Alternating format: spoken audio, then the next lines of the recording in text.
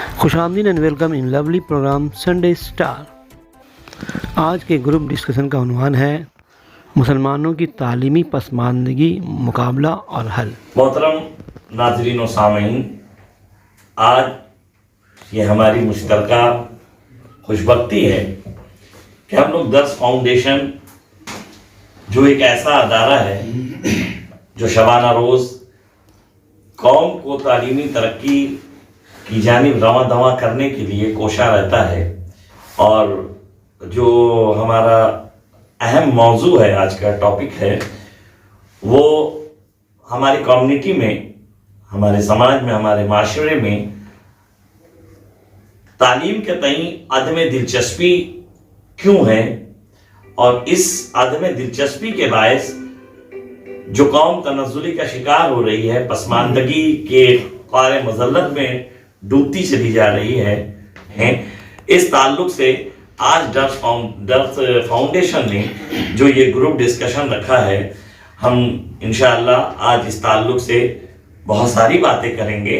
और मैं अपने नाज़रीन से भी गुजारिश करूंगा कि आप अगर इस वीडियो को जब भी देखें और आपके जहन के पस मंज़र में अगर कोई इस ताल्लुक से हल आता है, कोई आपका मुनासिब मशवरा हो, तो आप ज़रूर कमेंट बॉक्स में उसे दे सकते हैं। हमारे इस ग्रुप के डिस्कशन के रूहरवां रफ़ी साहब हैं, जो है वक्त सरगर्दा रहते हैं कि किस तरह कौम को ऊपर ले जाया जाए, किस तरह बच्चों को आला तालीम से आशना कराया जाए और वो बच्चे आला नौकरियां हासिल करके कौम व मिल्लत और माशरे को अपना किरदार दे सकें और अपने किरदार से माशरे को और मज़ीद ऊपर ले जा सकें। और इस प्रोग्राम के जो मेन ऑर्गेनाइज़र हैं, मोहतमीम हैं जनाब मोहम्मद रफ़ी अहमद साहब, मैं उनसे गुजारिश करूंगा कि वो कौन सी बात थी, क्या बातें आपके जहन में आई जिस पे आपने जो बात आज हम लोगों को यकजा करने पर मजबूर आपको कर दिया और आपने इतने लोगों को इकट्ठा किया। इस ताल्लुक से आपके जहन के पस मंज़र में जो बातें हैं, मैं गुजारिश करूंगा कि इन बातों को अज़ाय कराएं। To see you all are here and present at my invitation. तो ये बहुत खुशी की बात, it's a great honour for me also that you all are here. तो आज हम लोग एक्चुअली डिस्कस करेंगे education disparities in the Muslim community, challenges and solution. कि मुस्लिम कम्युनिटी में तालीम को लेकर के ज़्यादा दिलचस्पी नहीं है, और ये सिर्फ हिंदुस्तान ही नहीं बल्कि पूरी दुनिया की यही हालत है कि मुस्लिम बैकवर्ड रह गया तालीम में। तो इसकी क्या वजह है, इस पर हम लोग थोड़ा समझने की कोशिश करेंगे। और मटियापुर का जो हाल है वो तो जानते, लेकिन मैं थोड़ा ब्रॉड वे में थोड़ा इसको मैं पर्सपेक्टिव से देखूंगा कि आखिर क्या कारण है। तो अपना लेक्चर का आगाज़ मैं सबसे पहले नेल्सन मंडेला के इस कोटेशन से करूंगा कि education is the most powerful weapon which you can use to change the world.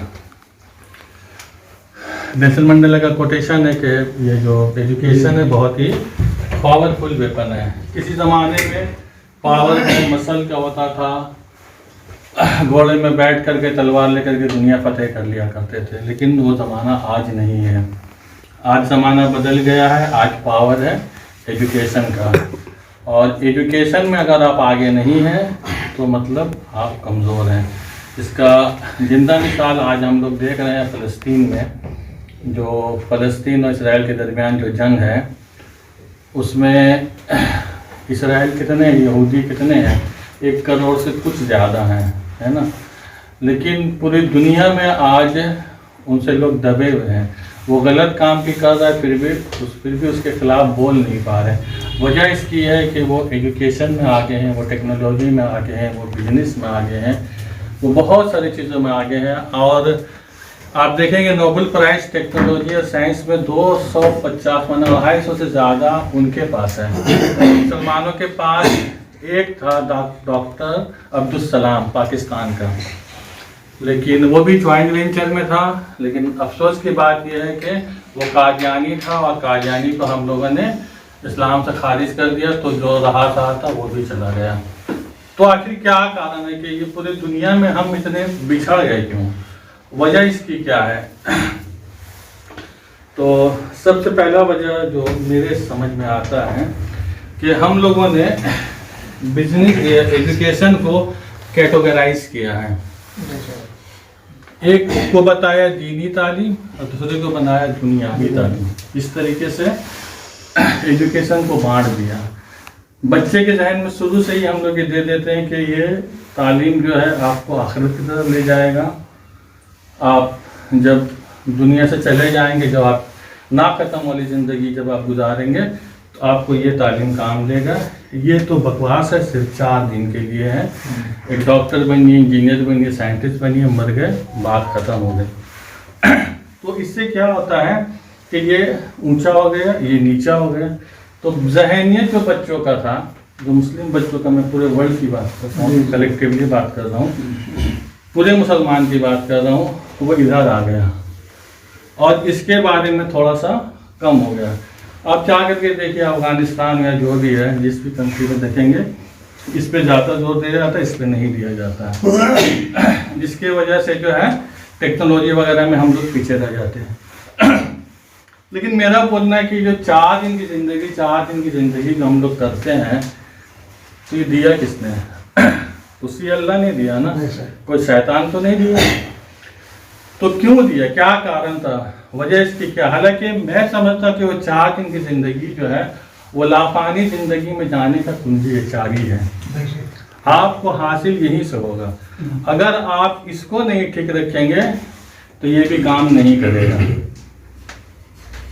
हम बच्चों को समझा दें क्या फ़ायदा होगा डॉक्टर बनने, मर जाओगे, बात ख़त्म हो गया, इधर देखो। तो ऐसी बात नहीं है। हमें इस 4 दिन की तालीम को भी देखना चाहिए।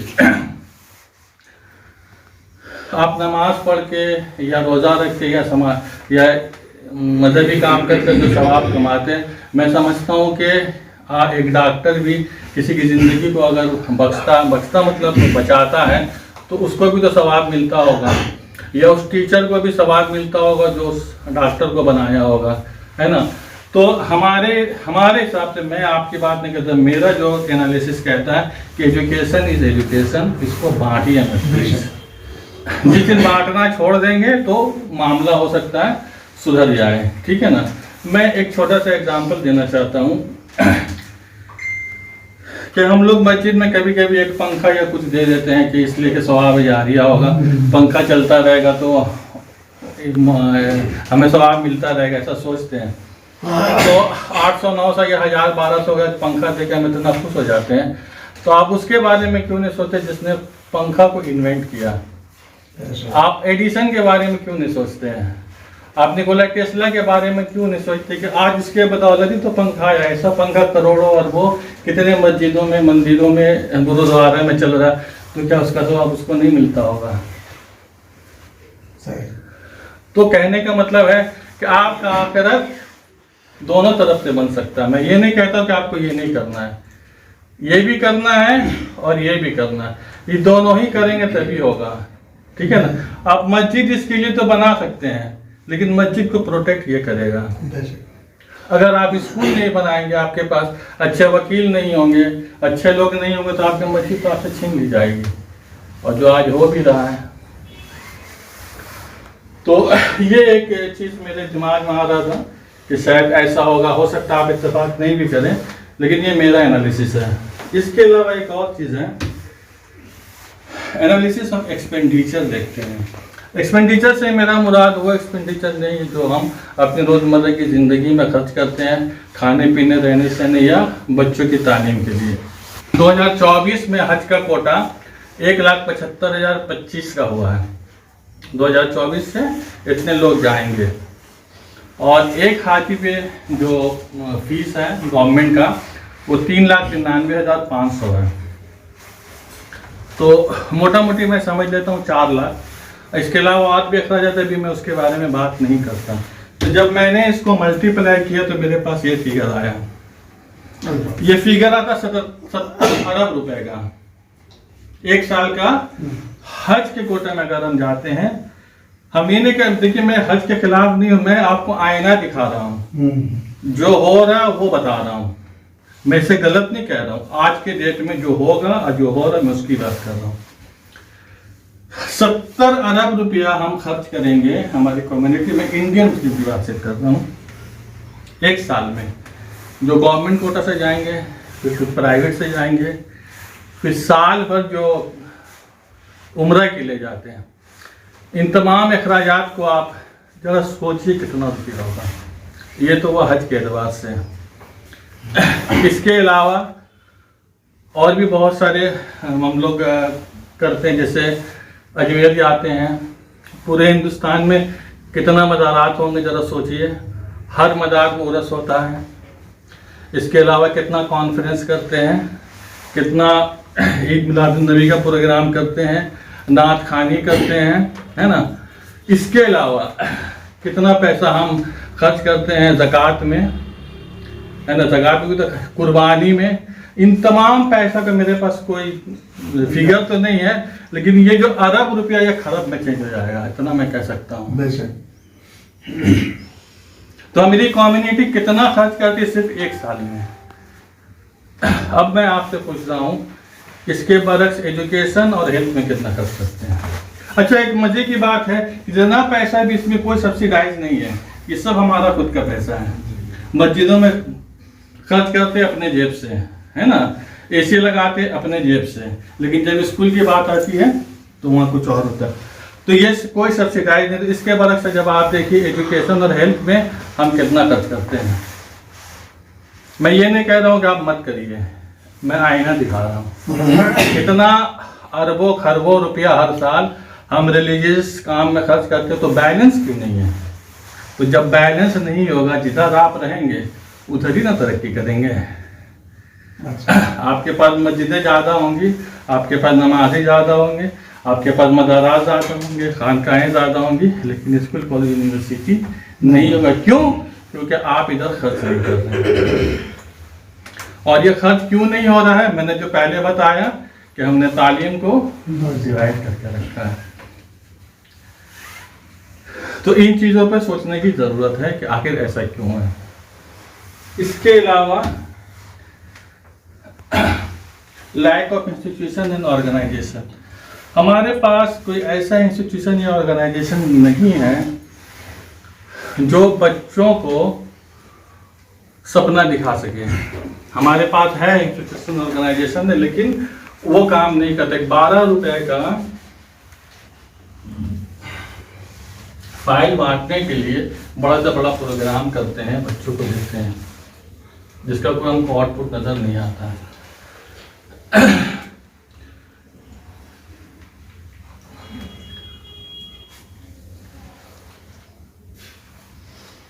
12 रुपए का जो फाइल देने के लिए प्रोग्राम वगैरह हम लोग करते हैं, इसका मुझे तो कोई आउटपुट नजर नहीं आता। इसके अलावा स्कूल का हालत जाकर के देखिए कैसा है। तो वहाँ पर जब आता है स्कूल की बात आती है तो हम भिखारी बन जाते हैं कि सरकार देगी तो होगा, नहीं होगी तो नहीं होगा, टीचर नहीं है, ये नहीं वो नहीं। हम पूछते ये बात मस्जिदों में क्यों नहीं लागू होता। हर मस्जिद तो एसी है, क्यों स्कूल एसी क्यों नहीं है। वहाँ पर भी तो हमारे कौम के ही बच्चे पढ़ते हैं, कोई दूसरा आदमी तो कोई दूसरे कौम को तो बच्चा नहीं पढ़ता। यही बच्चे 5 साल 10 साल के बाद हमारे समाज का हिस्सा बनेंगे। तो वहाँ पर ये हमारी सोच क्यों नहीं होती है। तो हमारे पास कोई इंस्टीट्यूशन और ऐसा ऑर्गेनाइजेशन नहीं जो बच्चों को उसको काउंसलिंग करके ये बताया कि तुम्हें करना क्या। मैक्सिमम बच्चे जब हमारे पास आते हैं, जब मैं उससे पूछता हूँ कि तुम्हारा एम्बिशन क्या, तो उनको पता ही नहीं रहता है। बहुत ज़्यादा वो बोलेंगे डॉक्टर इंजीनियर, तो बेटा डॉक्टर कैसे बनोगे, तो पता नहीं। तो हमें चाहिए कि स्कूल में काउंसलिंग करें और बच्चों को क्लास कम से कम 8 से ही उसका गोल सेट कर दें। बच्चों को मान लीजिए कि बच्चे को डॉक्टर बनना है, तो उस बच्चों को अच्छी तरीके से पता होना चाहिए कि सिलेबस क्या है, कितने बच्चे एग्ज़ाम में बैठते हैं, सिलेक्शन कितने का होता है, ठीक है ना। गवर्नमेंट कॉलेज में फीस क्या है, प्राइवेट में क्या होगा, है ना, किस लेवल के बच्चे आपके कंपटीशन में रहेंगे, ठीक है ना। ये तमाम चीज़ें उसको मुझे एक डॉक्टर का सैलरी कितना होगा, आप कितना कमाएंगे, आपकी कितनी इज्जत होगी समाज में, इसके ड्रॉबैक क्या वही पता होना चाहिए। ये तमाम चीज़ें बच्चों के पास होना चाहिए। ये क्लास 8, 9, 10 हो जाना चाहिए, क्योंकि उसको जब पता रहेगा तो उसी लेवल से वो पढ़ाई करेगा। उसे पता ही नहीं कि दुनिया क्या है, ग्रेजुएशन तक पता नहीं रहता। जब ग्रेजुएशन कर लेते तो फिर सोचते कि हम क्या करें, कैसे करेंगे। तो इसकी भी कमी है। और एक चीज जो है, जो कुछ अलग है, जो इंटेलेक्चुअल लोग या पढ़े लिखे लोग जो है, मैं उनके बारे में कहता हूँ कि कम से कम उन्हें तो सोचना चाहिए कि आज मौजूदा हालत में हमारी कम्युनिटी का हाल क्या है। अगर यही हाल रहा तो 5 साल बाद क्या होगा, क्या थ्रेट आएगा। अगर वो थ्रेट आएगा तो उसका कोई एग्जामात है आज, उसका प्रोटेक्शन के लिए हम लोग कुछ कर रहे हैं। तो ये सब चीज़ें एक ब्लूप्रिंट हम लोगों के पास होना चाहिए इसके बारे में। तो ठीक है, तो ज़्यादा मैं नहीं बोलूँगा। तो ये सब चीज़ें जो मेरे दिमाग में थे हमने आपसे कहा, और आगे अब आप लोग कहिए। ठीक है, थैंक यू।